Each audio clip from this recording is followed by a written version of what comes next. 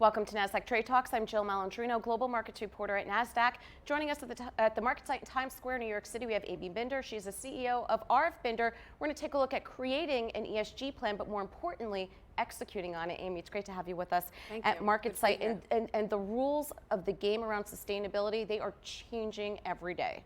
Yeah, we're at a tipping point. I mean, there's no question about it. A couple years ago, I think people didn't feel the pressure that they had to put out reports and look at what they're doing in an ESG perspective. Today, that is not possible. If you are a public company, I don't care if you're small, mid, or large, you have to be looking at your ESG and measuring it. Yeah, I mean, not even if you are public. If you're private, as Goldman Sachs That's said last true. week, if you do not have a governance plan in place, we're not taking you public in the U.S., so that's interesting. But simply issuing a sustainability report, that's not enough. No. First of all, I think what you have to start doing is get a cross-functional team of people. You need your lawyers, your HR, you need your financial people, you need your communications people, your marketing and sales people. Everybody needs to get together and take a look at what you're doing from an ESG perspective. And you have to put in place some kind of form of standards and measurement. You could be using SASB today. And then you have to have a narrative that you can go out there after you've done your measuring, and then you have to have an internal and external communications plan. Your employees need to understand it. It needs to be authentic. Then you need to create a culture around your ESG, and then you need to communicate externally. And you start with your plan, and then you can go out and use all the channels that you have available to you. Right, and you also have to have performance metrics. It has to translate into the bottom line, or it has to be able to be quantified at some point. That's why you need some set of standards like SASB. You've got to be able to set what your goals are and measure them. And then you need to be able to communicate on a regular basis how you're doing against those goals. Right. You can't have any lofty policies anymore, these big ideas, unless you can measure them, because what people are looking for is data. That's what Larry Fink said.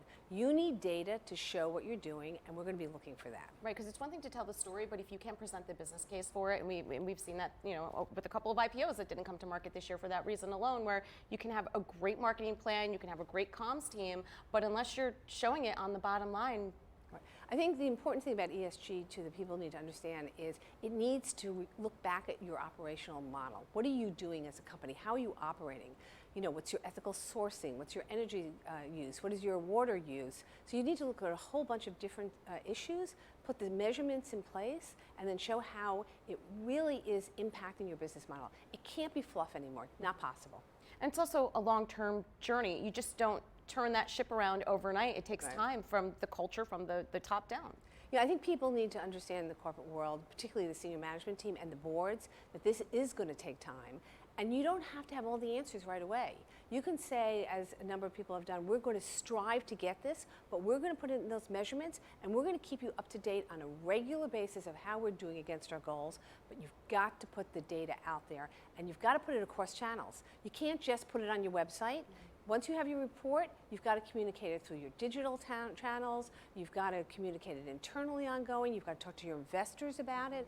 I mean, I've worked with a company that is a large cap company. Quarter after quarter, they've done extremely well. 2 years ago, they were talking to an asset manager at a traditional mutual fund, and they said, why are your scores so bad in ESG? They weren't communicating well enough. So it's got to be across all your channels to all your stakeholders. What are some of the challenges that you find as you're advising companies to create these plans just to get it off the starting line? Well, I think the first thing is cross-functional teams are hard to put together. People really need to realize that they've got to bring all the company together because it affects everything.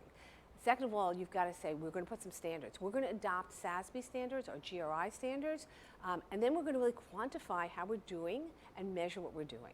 And I think that that's a hard thing for people to understand. They have no problem when it comes to their financial metrics. They have to bring that same thinking when it comes to what's going on in the ESG area. But it could also translate to better earnings down the road, because if you have good governance in place, that can only help. There has been study after study that has shown that companies that are looking at their ESG factors, that are more diverse, more inclusive, will in the end perform better. So there's no question. I think this is all about risk. I mean, that's why the financial community cares about it. I mean, yes, they do care about the earth, and they want to feel that the corporations are good citizens, but ultimately in the end, it's all about controlling your risks. And the climate is a huge risk, for example, for many, many companies.